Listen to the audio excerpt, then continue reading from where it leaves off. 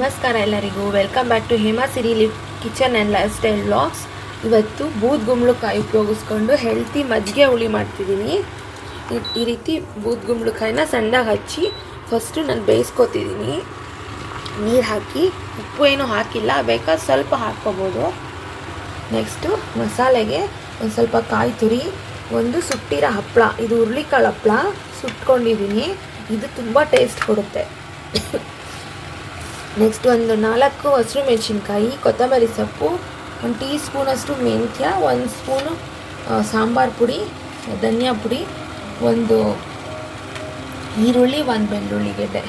Next ಮೊಸರನ್ನ ಒಂದ್ಸಲಿ grind ಮಾಡ್ಕೊತೀನಿ. 1 ಸ್ಪೂನಷ್ಟು ಆಯಿಲ್ ಹಾಕ್ಕೊಂಡಿದ್ದೀನಿ. ಈರುಳ್ಳಿ, ಬೆಳ್ಳುಳ್ಳಿ ಬಾಡಿಸ್ಕೋಬೇಕು ಚೆನ್ನಾಗಿ.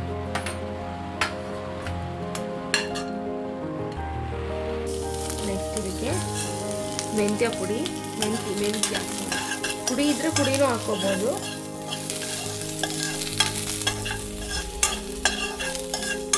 ಸ್ವಲ್ಪ ಜೀರಿಗೆ ಹಾಕೋತೀನಿ.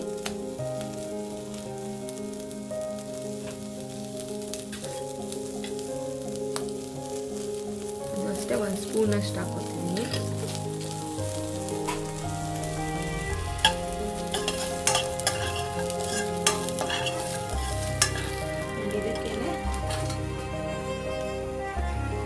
ಹಸಿರು ಮೆಣಸಿನ್ಕಾಯಿ, ಮಜ್ಜಿಗೆ ಹುಳಿಗಳು ತುಂಬ ಖಾರ ಇರಬಾರ್ದು, ಮೀಡಿಯಮ್ ಆಗಿರ್ಬೇಕು ಅಂದರೆ ಫ್ಲೇವರು.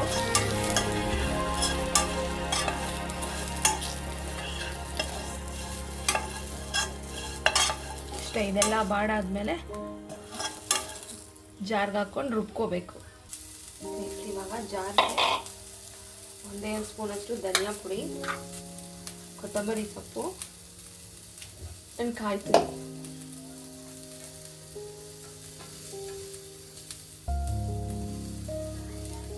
ಹುರಿದಿರೋ ಅಂಥದ್ದನ್ನೆಲ್ಲ ರುಬ್ಬೋಕೆ ಹಾಕೋತಿದ್ದೀನಿ.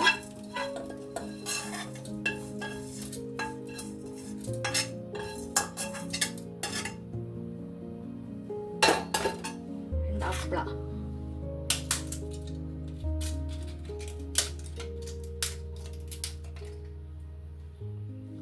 ಇವಾಗ ಸ್ವಲ್ಪ ನೀರು ಹಾಕಿ ರುಬ್ಕೊಳ್ಳೋಣ.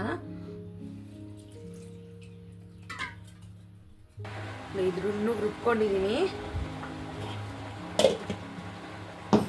ಆ್ಯಂಡ್ ಫಸ್ಟು ಇದು ಬೂದ್ಗುಂಬಳಕಾಯಿ ಬೇಯಬೇಕು.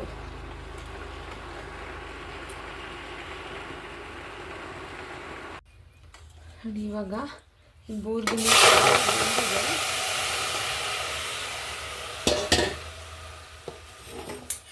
ನೆಕ್ಸ್ಟ್ ಇದಕ್ಕೆ ರುಬ್ಬಿರೋ ಮಸಾಲೆ ಹಾಕ್ತಿದ್ದೀನಿ.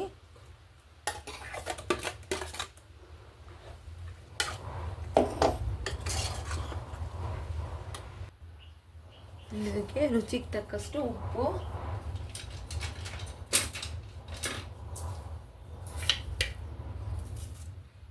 ಇದು ಸ್ವಲ್ಪ ಕುದ್ದ ಮೇಲೆ ಮಜ್ಜಿಗೆ ಹಾಕೋಣ.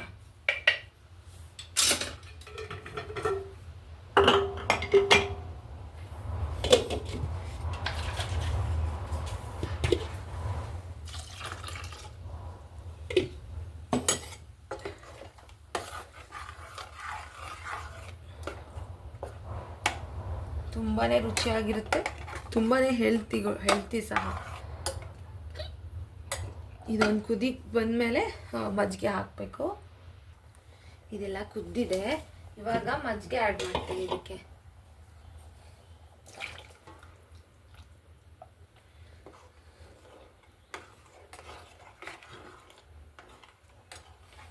ಇಷ್ಟ. ಇದು ಲಾಸ್ಟ್ಗೆ ಮಳ್ಳದ್ಮೇಲೆ ಒಗ್ಗರಣೆ ಕೊಟ್ಕೊಂಡ್ರೆ ರುಚಿಯಾದಂಥ ಬೂದ್ಗುಂಬಳಕಾಯಿ ಮಜ್ಜಿಗೆ ಹುಳಿ ತುಂಬಾ ಒಳ್ಳೆಯದು, ಆರೋಗ್ಯಕ್ಕೂ ಸಹ ತುಂಬಾ ಒಳ್ಳೆಯದು.